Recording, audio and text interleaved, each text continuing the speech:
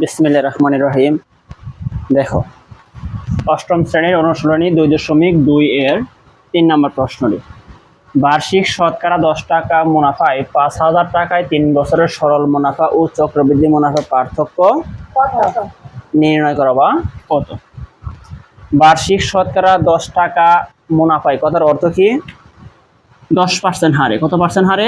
10% হারে। 10% হারে কথার অর্থ হলো 100 টাকায় 1 বছরের মুনাফা কত টাকা? 10 টাকা।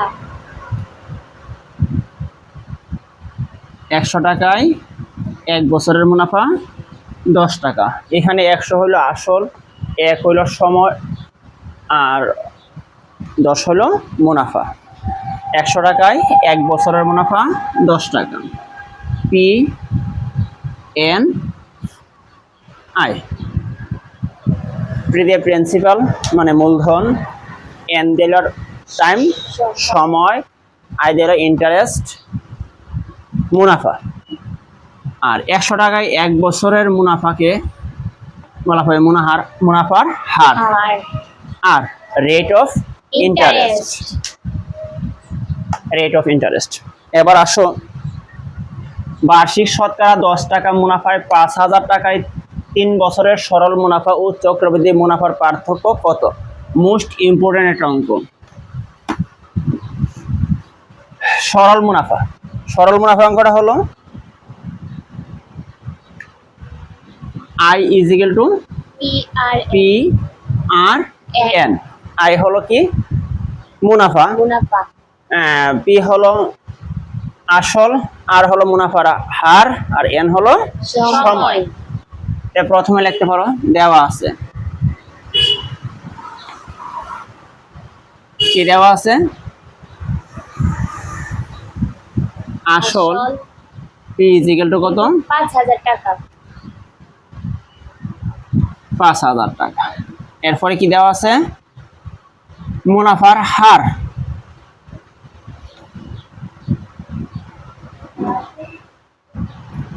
হার। আর দিয়ে প্রকাশ পায় কত? 10%। 10% কথার অর্থ হলো 100 ভাগের 10। সময় কমা দেবা এন। কত বছর? 3 বছর। 3 বছর। এবার আসো, আমরা জানি সরল মুনাফা কি? আমরা জানি, এখানে লিখি,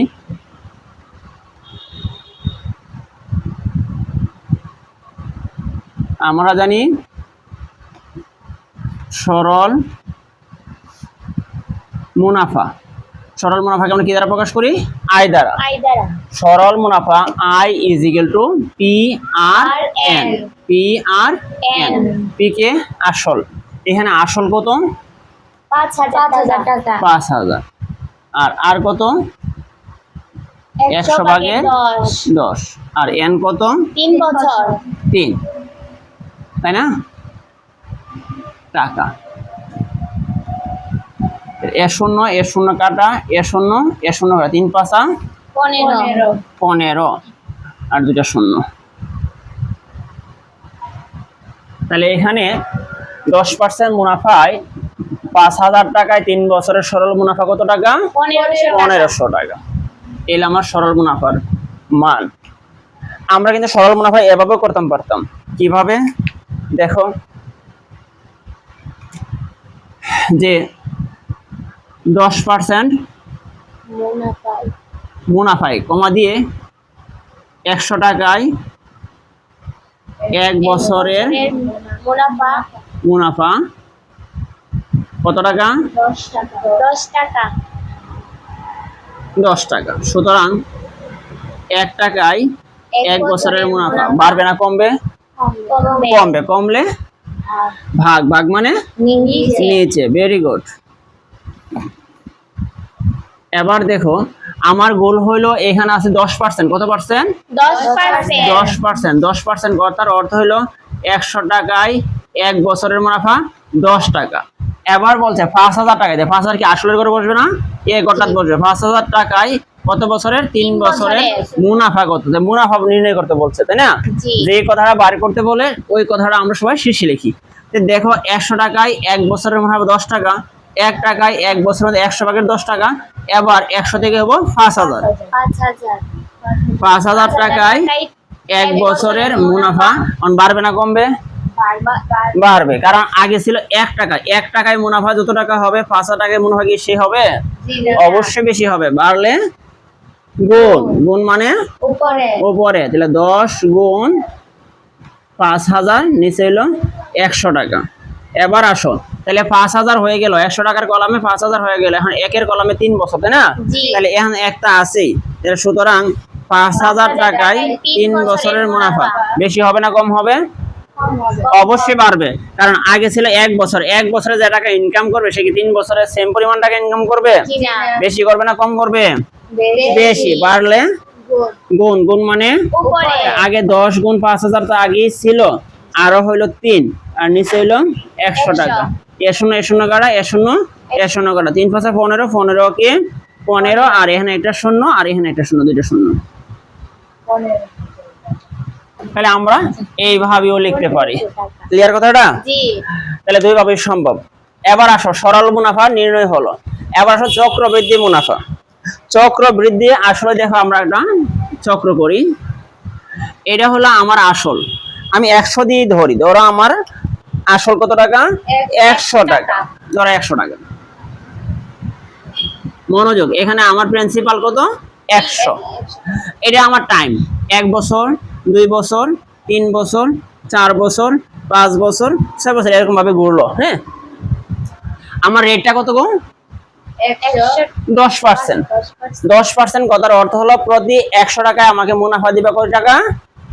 10 টাকা। প্রতি 100 টাকায় 1 বছর অন্তর অন্তর আমার মুনাফা কত হবে? 10 টাকা। তাহলে 100 টাকা আসলে যদি আমার 1 বছর পর তুমি আমাকে মুনাফা 10 টাকা দেও, এবার এই 10 টাকা যদি আমার পকেটে তুমি না দেও, তাহলে এর পরের বছর আমার আসল এই টাকাটা কি আমার না? তুমি আমার দিলে হইলো না? তুমি তো আমার দিয়ে দিলে হইলে এই 10 টাকা, তুমি তো আমাকে দিছো না, এই টাকাটা তো আমার ছিল। এর পরের বার প্রিন্সিপালটা, এর পরের বছর প্রিন্সিপালটা কি আমার কি দাঁড়ালো? 100 যোগ 10 ইকুয়াল টু 110 টাকা দাঁড়ালো না? এবার 100 টাকার মুনাফা যদি 10 টাকা হয়, এর পরের বছর 110 টাকার মুনাফা কি আর 10 টাকা হবে? কত হবে? 10 টাকার জন্য তো হ্যাঁ 1 টাকা হবে। 10 টাকার মুনাফা হবে, 10% রেটে কিন্তু 10 টাকার মুনাফা হয় 1 টাকা। এর পরের বছর 100 টাকায় হয় 10 টাকা, আর 10 টাকায় হয় 1 টাকা। পরের বছর আমার মুনাফাটা কত টাকা দাঁড়ালো? 11 টাকা, তাই না? এইবার যদি এটা আমার প্রথম 1 বছর আনতে, এটা হলো আমার 2 বছর আনতে, এটা হলো আমার 3 বছর আনতে। এবার কিন্তু মজার বিষয় হলো দেখো, এবার এই 11 টাকা তুমি আমাকে দিলা না। হ্যাঁ, এর আগের বার আমার পুঁজি ছিল কত? মূলধন ছিল 110 টাকা, আর এবার আমার আবার মুনাফাটা কত দাঁড়াইলো? 11 টাকা। মোট আমার এখন প্রিন্সিপাল কত হলো? 122 টাকা, সরি 121 টাকা, 121 টাকা। এবার মজার বিষয় দাও, 100 টাকার মুনাফা হয় 10 টাকা, 110 টাকার মুনাফা হয় 11 টাকা। এর পরের বার কি 121 টাকার মুনাফা কি আর 10 টাকা হবে? 11 টাকা হবে না, অবশ্যই কত হবে? 12 টাকা হয়েও একটা পয়েন্ট হবে। 12 টাকা হয়েও একটা পয়েন্ট, কারণ 20 টাকায় হলো 2 টাকা, আর 100 টাকায় হইলো কত টাকা? 10 টাকা। 12 টাকা আরো 1 টাকার একটা পয়েন্ট হবে কিন্তু। তাহলে আমার এখানে কত দাঁড়াচ্ছে? 12 টাকা। তাহলে মজার বিষয় দেখো, প্রতিবার মুনাফা কিন্তু আসলের সাথে যোগ হয়ে তুমি আবার পুঁজিটা একটু বড় হইতেছে। এই পুঁজি থেকে আগের মুনাফা থেকে কিন্তু মুনাফা চক্রবৃদ্ধি হারে বাড়তেছে। 1 বছর আনতে 100 টাকার মুনাফা 10 টাকা, কিন্তু 2 বছর আনতে কিন্তু আমার আর এই 10 টাকা না, আমার এই 100 টাকায় 10 টাকা, আর এই 10 টাকা তো আমার, তুমি তো আমাকে দেও নাই। এই 10 টাকার অত একটা লাভ আছে, এই 10 টাকা লাভ হবে 1 টাকা। মোট হচ্ছে কত টাকা? 11 টাকা। এই টাকাটা কিন্তু না দেওয়ার কারণে এটা কিন্তু আবার পুঁজির সাথে আমার যোগ হয়েছে। তাহলে আগে ছিল 110, আর আবার হলো 11, মোট হলো 121 টাকা।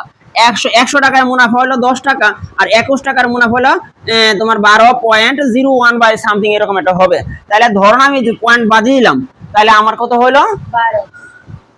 100 টাকায় হলো 10 টাকা, আর 21 টাকায় ধরুন 2 পয়েন্ট সামথিং, তাহলে হইলো আমার 12 টাকা।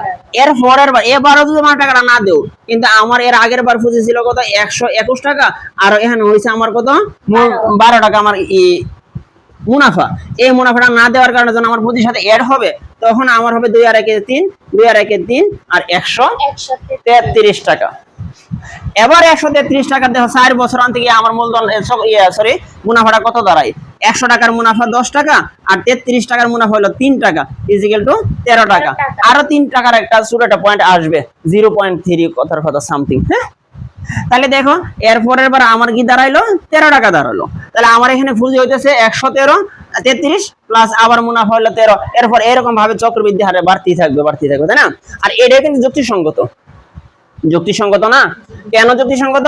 আমার 100 টাকা আমার ছিল, 1 বছর আনতে 10% হারে তুমি 10 টাকা দিবা, এই 10 টাকা তুমি না দেও, শুধু আবার পরের বছর এই 100 টাকার মুনাফা দিবা 10 টাকা, তা আমার 10 টাকার মুনাফাটা কোথায়? এই 10 টাকা তো আমার ছিল, তুমি আমাকে দেও নাই। কথাটা এরকম না?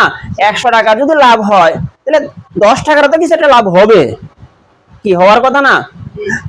সরল কথা কি আর এখন আছে যে 100 টাকায় 1 বছরের মুনাফা 10 টাকা, আর 100 টাকা তুমি নিয়ে সৌদি আরব গেলাগা, 20 বছর পরে আয়া তুমি দিলা 100 টাকায় 20 বছরের মুনাফা, 10 গুণ 20 ইজিক্যাল টু 2 ওকে 2, আর 200 টাকা দিলাইলে আমি মানুম? জি না। এই যে প্রতি বছর 1 বছর 10 টাকা, পরের বছর আরো 10 টাকা, পরের বছর আরো 10 টাকা, এই যেটা আমার পকেটে আসার কথা ছিল দেও নাই, এই টাকার মুনাফা কই? কি কথাটা এরকম না? এই কারণে সরল মুনাফা থেকে আমরা চক্রবৃদ্ধি মুনাফা দেখবো, আর চক্রবৃদ্ধি মুনাফা হওয়ার কারণে আমার কয় টাকা আগের চাইতে বেশি লাভ হয় এ কথা আমরা নির্ণয় করব। চক্রবৃদ্ধি মুনাফার জন্য চক্রবৃদ্ধির সূত্র আছে। সূত্রটা কি? আমরা ফার্স্ট চক্রবৃদ্ধি মূলধন নির্ণয় করব। চক্রবৃদ্ধি মূলধনের সূত্র হলো C = P × 1 + R to the power n। Clear? জি। এবার আসো আমরা এটা মুছে ফেলি। হ্যাঁ, এটা প্রয়োজন নাই। আমরা লিখব আবার আমরা জানি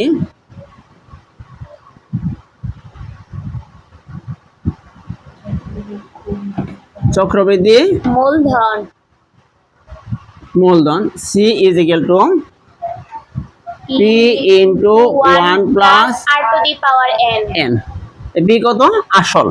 আসল এখানে কত? 5000। 1 তো 1, আর কত? 100 ভাগের 10। n হলো সময়, সময় কত? 3 বছর। 3। এরা সবাই টাকা। 5000 এর 5000। ক্লিয়ার? এখন 1 এর নিচে আছে 1, 1 আর 100 এর সঙ্গে কত? 100। 1 দিয়ে 100 কে ভাগ দিলে 100, 100 আর 1 যোগ গুণ করলে 100 কে 100, 100 দ্বারা 100 কে ভাগ দিলে 1, 1 দ্বারা 10 কে গুণ করলে 10 কে 10, পাওয়ার কত? 3 টাকা।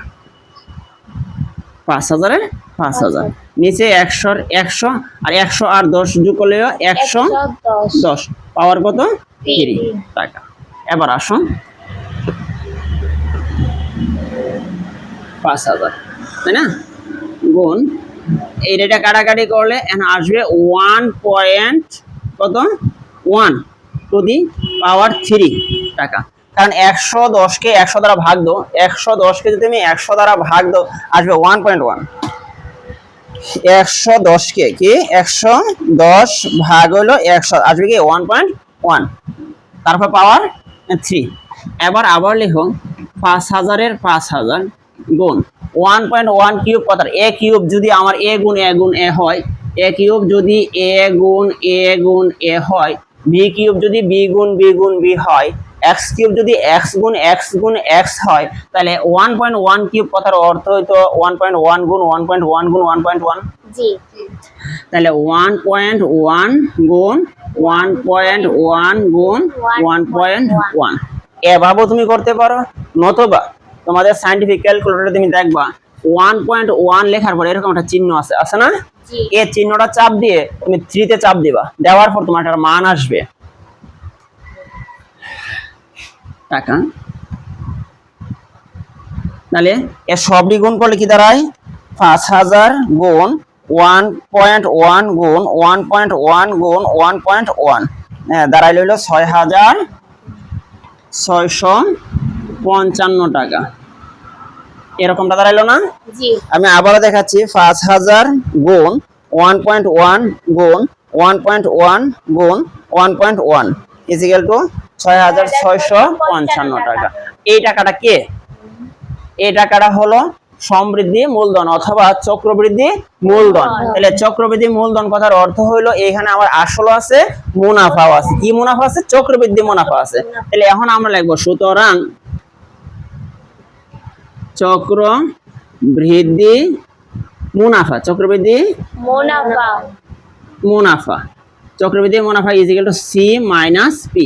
সি হইলো চক্রবৃদ্ধি মূলধন, চক্রবৃদ্ধি মূলধন থেকে মূলধন বাদ। চক্রবৃদ্ধি মূলধন কত? এটা 6655 আর চক্রবৃদ্ধি আর আসলটা কত? 5000, 5000 তাই না? তারা হইলো টাকা। তাহলে কত দাঁড়ালো? 1000 শূন্য, সরি শূন্য আছে 5 হইব, 5 হইলে শূন্য আছে 5 হইব, 5 হইলে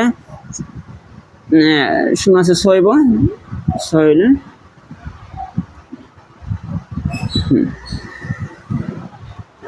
16,000 1655 টাকা, 1655 টাকা। এটা কি? চক্রবৃদ্ধি মুনাফা। এটা কি? চক্রবৃদ্ধি মুনাফা। আর এখানে এটা ছিল কি? সরল মুনাফা। এটা কি ছিল? সরল মুনাফা। এবার চক্রবৃদ্ধি মুনাফা আর সরল মুনাফার মধ্যে পার্থক্য আছে কিনা? অবশ্যই আছে। চক্রবৃদ্ধি মুনাফাটা দাঁড়ালো কত? 16,655 টাকা আর সরল মুনাফাটা হলো 1500 টাকা। তাহলে কি চক্রবৃদ্ধি মুনাফা বেশি দাঁড়াইলো না? জি কয় টাকা বেশি দাঁড়াইলো? এখন লিখবো সুতরাং চক্রবৃদ্ধি